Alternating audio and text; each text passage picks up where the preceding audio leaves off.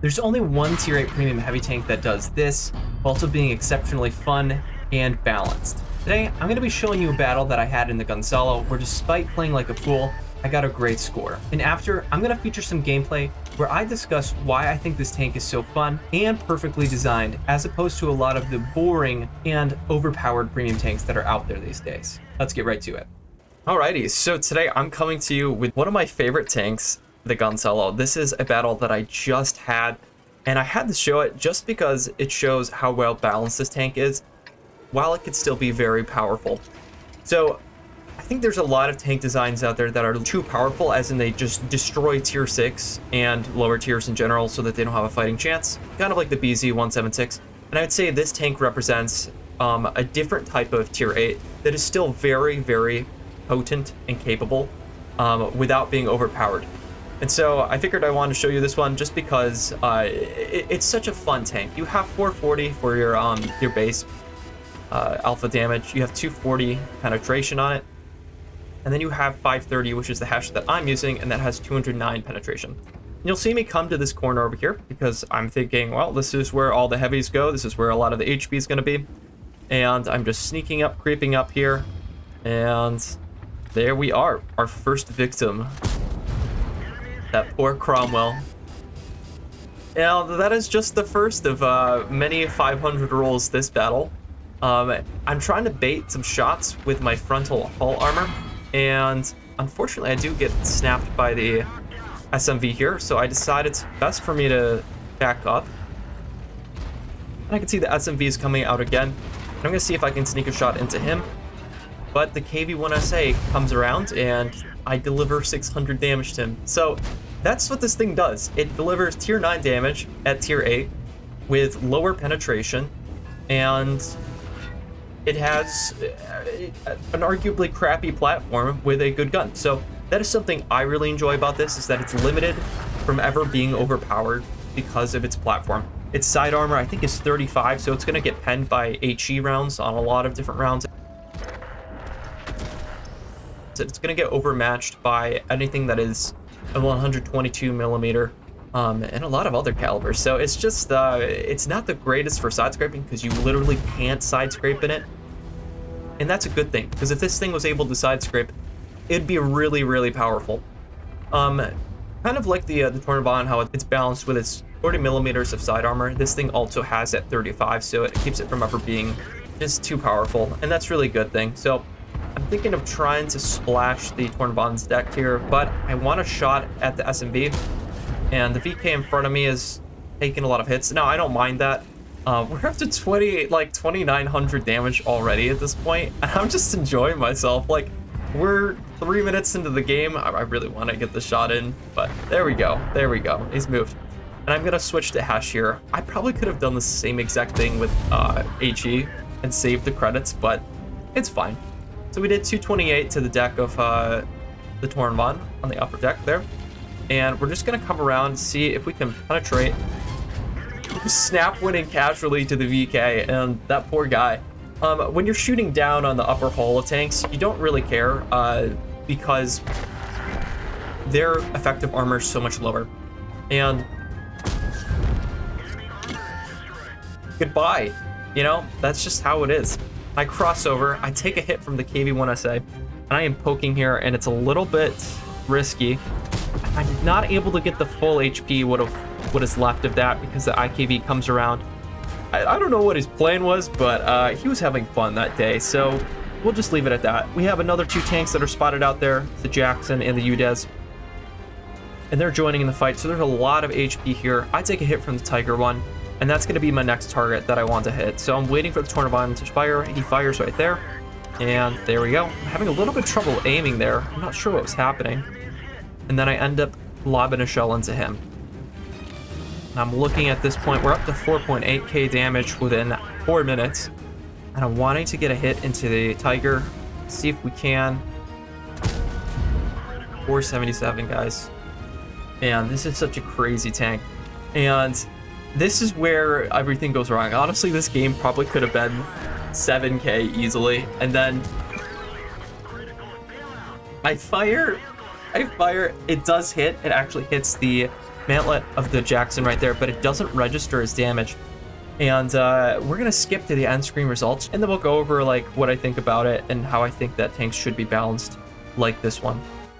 Now looking into the post-game results, we see we got 5.5k damage, we got the mastery, and we also got the high caliber. That's probably the dumbest and easiest thing I've done in this tank so far against tier 6. So, I mean, this thing, it works, but as you can see, I got balanced for playing like an idiot. But before getting into some really interesting analysis, I want to ask you guys what you think about this tank. Have you played it or played against it? And if you don't already have this tank, would you actually spend money on it?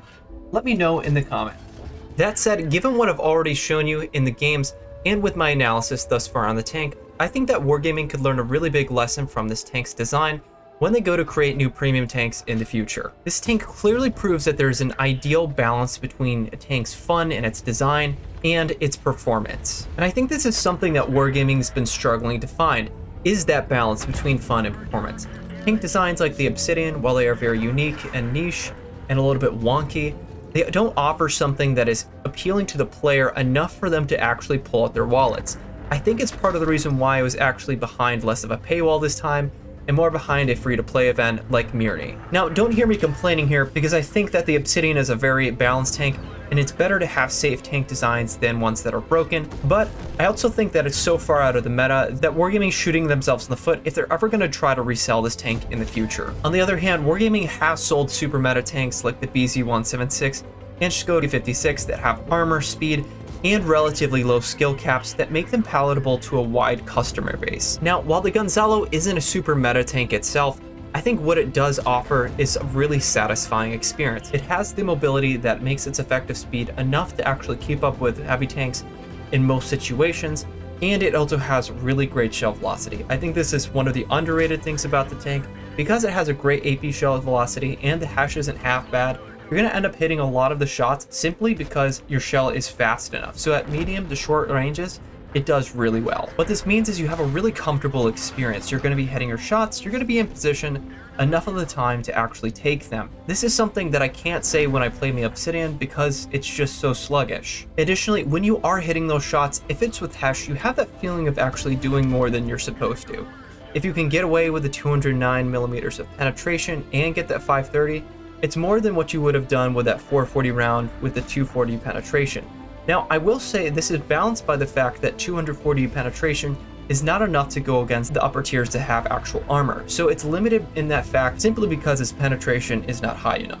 Now, I do think there are other examples of tanks having very strong characteristics in some regards, kind of like how the Gonsalo has really great alpha damage for its tier, but are really balanced by a lot of the other characteristics that they hold.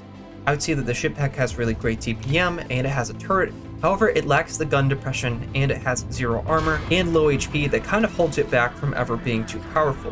The 122 TM is a great all-rounder with great gun, but it is slower and it doesn't have the DPM to keep up with a lot of other tanks. And this balancing is a really good thing because they're pushed far enough out of the meta that they're not meta beasts, but not far enough to that they lose relevancy. And it also allows these tanks to appeal to 2 types of groups. The group that is looking for a higher skill cap tank that offers a challenge to mark, and the more casual group of players that are just wanting a reliable tank to have consistent results in. And this is really all we're asking for as a community, is new premium tanks that offer some type of consistent fun, whether it be with its gun, its speed, its ramming capabilities.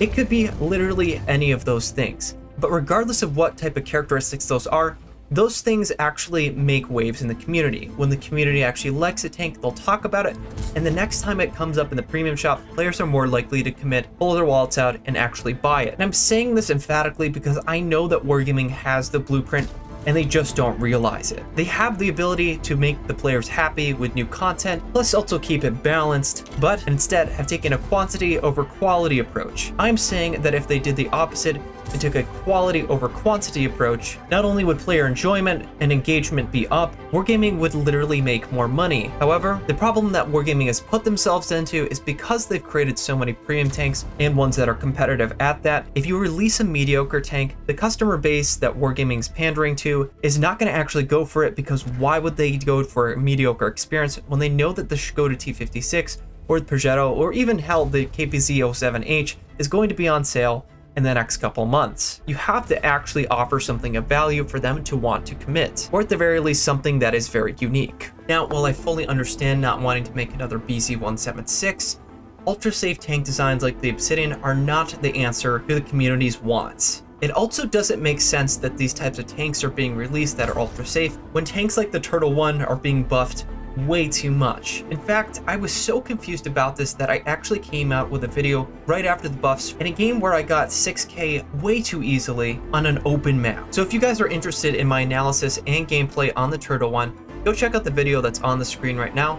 Otherwise, I want to let you guys know videos like this are going to be more common, where I give more in-depth analysis because I really care about these issues and I want to give the dedicated time that they each deserve. So if you're interested in that, stick around, subscribe to the channel, and I'm going to see you guys in the next one.